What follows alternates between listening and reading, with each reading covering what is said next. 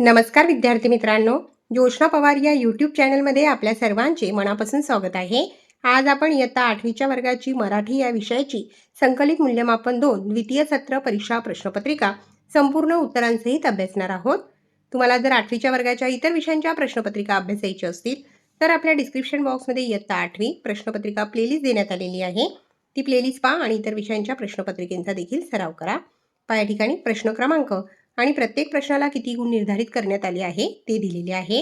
एकूण 60 गुणांचा पेपर आहे. 50 गुणांची लेखी परीक्षा आणि 10 गुणांची तोंडी परीक्षा.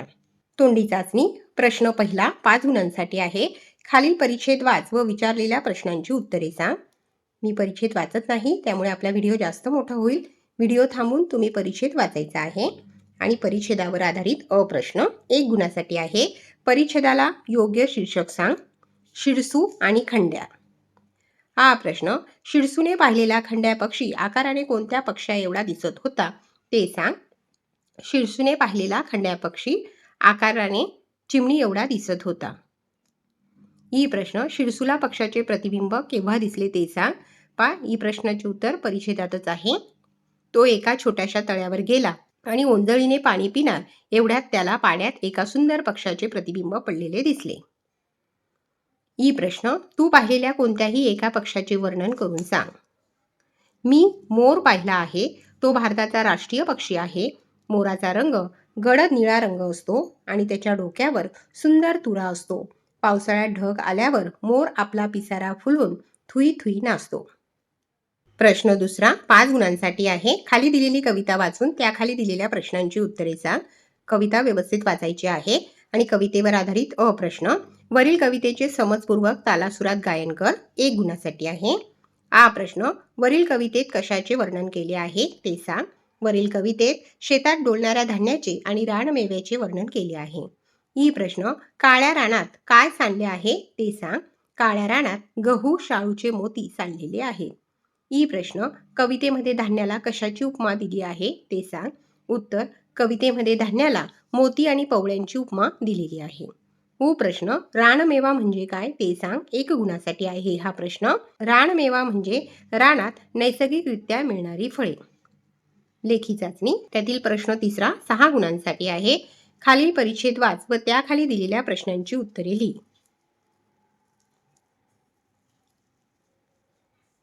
परिच्छेद वाचायचा आहे आणि त्यावर आधारित प्रश्न 1 गुणासाठी आहे. लेखकाला नेहमी कशाचे आश्चर्य वाटते ते लिही. उत्तर, राटदांड्यांच्या व वृक्ष पानांच्या झिनियाला इतकी सुंदर फुले कशी येतात याचे लेखकाला नेहमी आश्चर्य वाटते. प्रश्न, परिच्छेदात कोवळ्या देठाला कोणता शब्द आला आहे ते लिही. नाजूकपणा. प्रश्न, पारिजातकाप्रमाणे नाजूक असणाऱ्या कोणत्याही 2 फुलांची नावे लिही. मोगरा, जाई. प्रश्न, वरील परिच्छेदाच्या आधारे निसर्गातील घटक मानवी जीवन आनंदी करतात याविषयी तुझे मत लिही. 2 गुणांसाठी आहे हा प्रश्न. उत्तर, निसर्गातील घटक निर्मळ मनाने वावरत असतात, म्हणून फुले फुलतात ती आनंदाने, डुलतात ती आनंदाने, फुलपाखरे आनंदाने नाचतात. त्यांच्या या दर्शनाने आपल्या मनातील दुःखाचे, कष्टाचे, अपयशाचे विचार दूर होतात. आपण सुद्धा आनंदाने डोलू लागतो. प्रश्न चौथा 6 गुणांसाठी आहे. खालील चित्राचे निरीक्षण करून विचारलेल्या प्रश्नांची उत्तरे लिही. चित्रावर आधारित प्रश्न. चित्रातील दिशादर्शक पाटीवर कोणता संदेश लिहिलेला आहे ते लिही. उत्तर, निसर्ग वाचवा हा संदेश लिहिला आहे. प्रश्न, निसर्गाचे संवर्धन करण्यासाठी 2 उपाय लिही. 1. जास्तीत जास्त झाडे लावणे. 2. प्लास्टिकचा वापर थांबवून कचऱ्याचे योग्य व्यवस्थापन करणे. प्रश्न, सायकल चालवण्याचे 2 फायदे लिही. सायकल चालवणे हा शरीरासाठी एक उत्तम व्यायाम आहे. 2. सायकलमुळे इंधनाची बचत होते. प्रश्न, चित्रातील मुलाच्या चेहऱ्यावर कोणता भाव आहे ते लिही. चित्रातील मुलाच्या चेहऱ्यावर आनंदाचा आणि उत्साहाचा भाव आहे. प्रश्न 5 5 गुणांसाठी आहे. खाली दिलेल्या सूचनानुसार कृती कर. त्यातील प्रश्न 1 गुणासाठी आहे. खालील काव्यपंक्तीचा अर्थ लिही. लहानपण देगा देवा, मुंगी साखरेचा रवा. उत्तर, लहानपण म्हणजे नम्रता दे, त्यामुळे मुंगीसारखा साखरेचा आस्वाद घेता येतो. प्रश्न, खालील अधोरेखित शब्दाचा विरुद्धार्थी शब्द लिहून अर्थ न बदलता वाक्य पूर्ण कर. अमितचे घर शाळेपासून जवळ आहे. जवळ या शब्दाला अधोरेखित केलेले आहे. जवळचा विरुद्धार्थी शब्द आहे लांब. अमितचे घर शाळेपासून लांब नाही. ई प्रश्न खाली दिलेल्या वाक्प्रचाराचा अर्थ लिहून वाक्यात उपयोग कर. 2 गुणांसाठी आहे. आवाक होणे, आश्चर्यचकित होणे, जादूचे प्रयोग पाहून सर्वजण आवाक झाले. ई प्रश्न खालील शब्दात लपलेली वृक्षांची नावे लिही. सारंग या शब्दात लपलेल्या वृक्षाचे नाव आहे साग आणि दुसरे आहे आवड. आवड या शब्दात लपलेले वृक्षाचे नाव आहे वड. प्रश्न 6 7 गुणांसाठी आहे. खालील कविता वाच व त्याखाली दिलेल्या प्रश्नांची उत्तरे लिही. बा अणवाणी पायाचा ठसा मातीत उठतो, भाळावरल्या घामाचा पान्हा नभाला फुटतो. न पाणी पाणी होतो, माती चिखल होतीया, कुणबाच्या जीवनाची मग उकल होतीया. भेगाळल्या भुईकडे बाप पाहून फाटतो, भाळावरल्या घामाचा पान्हा नभाला फुटतो. या ठिकाणी कवितेचा पुढील भाग देण्यात आलेला आहे आणि त्यावर आधारित अप्रश्न 1 गुणासाठी आहे. वरील कवितेत कोणाविषयी वर्णन आले आहे ते लिही. वरील कवितेत कष्टकरी शेतकऱ्याविषयी बापाविषयी वर्णन आले आहे. हा प्रश्न कवितेत पाना हा शब्द कोणत्या अर्थाने आला आहे ते लिही. ढगांनी दिलेल्या पावसाच्या अर्थाने आला आहे. ई प्रश्न खाली दिलेल्या अर्थांच्या कवितेतील काव्यपंक्ती लिही. 2 गुणांसाठी. आकाशात ढग दाटून येतात, पावसामुळे कोरडी जमीन भिजते, मातीचा चिखल होतो. भाळावरच्या घामाचा पाना नभाला फुटतो, न पाणी पाणी होतो, माती चिखल होतीया. दुसरा प्रश्न शेतकऱ्याच्या जीवनातील समस्यांची सोडवणूक होते. उत्तर कुणब्याच्या जीवनाची मग उकल होतीया. ई प्रश्न 2 गुणांसाठी आहे. केव्हा ते लिही. पाखरांचा थवा येतो पीक पाहून. 2 तान्हा रडत उठतो, बाप आरोळी मारतो तेव्हा.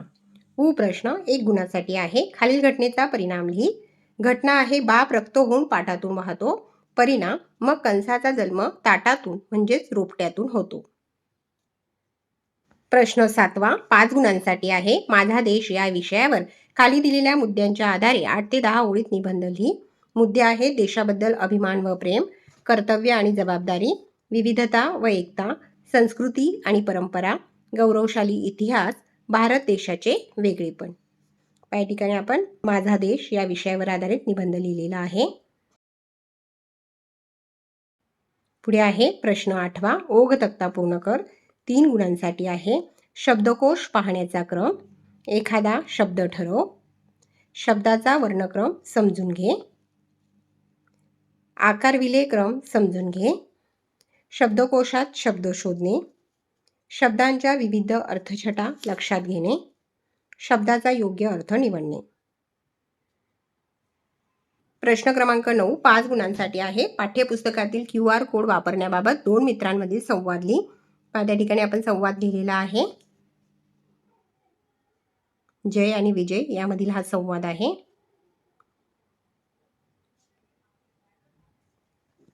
प्रश्न 10 खाली दिलेली अपूर्ण कथा पूर्ण करून लिही व कथेला योग्य शीर्षक दे. 5 गुणांसाठी आहे. आपण कथा देखील पूर्ण केलेली आहे आणि कथेला शीर्षक दिलेले आहे निरोगी शरीर निरोगी मन. आज पहिल्याच दिवशी इतका त्रास होत असेल तर मला रोज कसे जमेल. व्यायाम करणे खरंच खूप कठीण आहे. पण त्याच क्षणी त्याला त्याच्या क्रीडा शिक्षकांचे शब्द आठवले. निरोगी शरीरातच निरोगी मन असते.